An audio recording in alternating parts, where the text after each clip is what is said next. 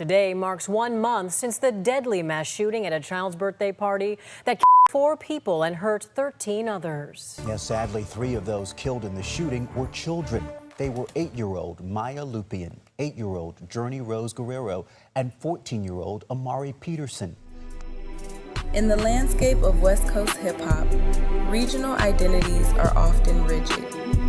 However, MBNel represents a distinct anomaly within this framework.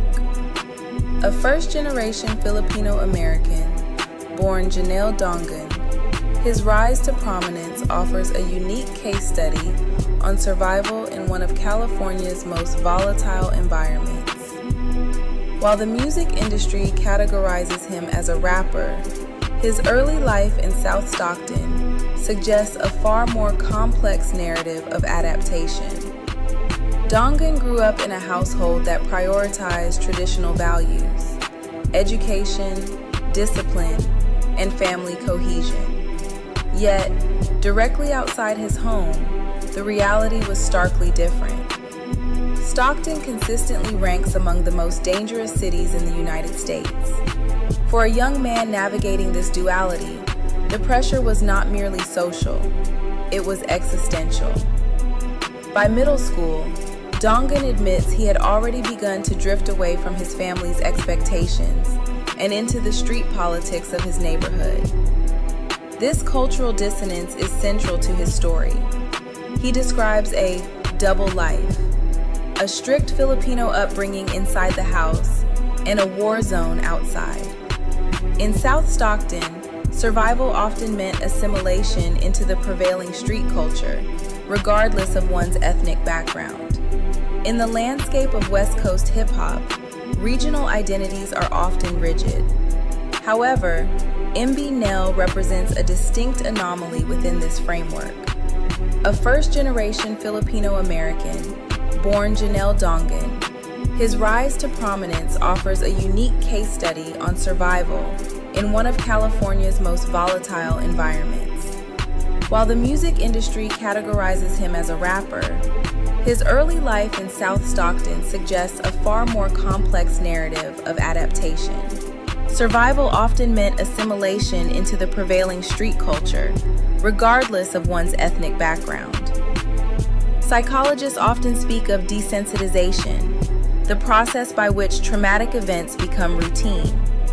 For MBNel, this transition occurred rapidly. He recounts his first exposure to gun violence at the age of 14 during a house party.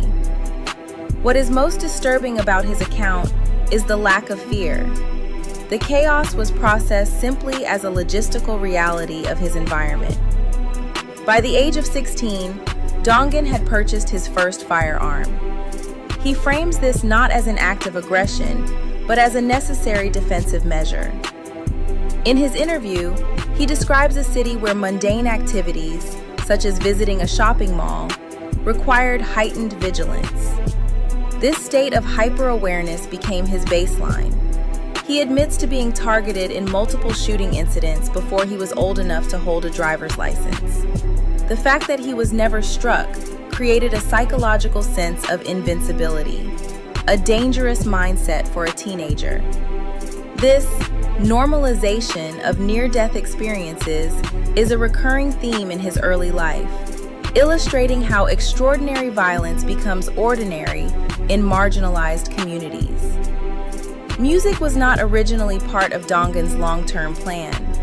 It began as a method of documentation, a way to record his reality while operating out of a makeshift studio in his mother's garage.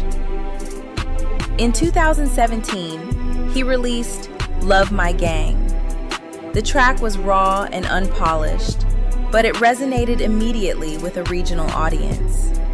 The viral success of the track forced him into a new spotlight. However, visibility brought scrutiny. As a Filipino-American using African-American vernacular English and racial slurs in his lyrics, he faced significant backlash.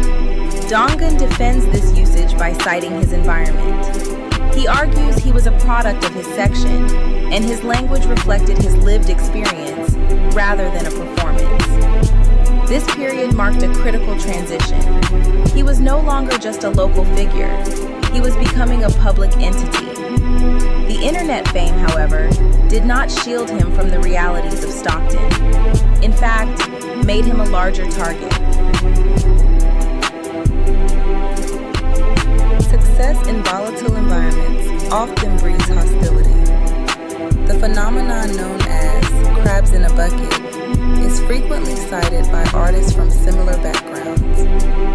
For MBNel, this jealousy manifested in a life-altering tragedy that garnered national headlines. On November 29, 2025, what began as a celebration turned into a massacre.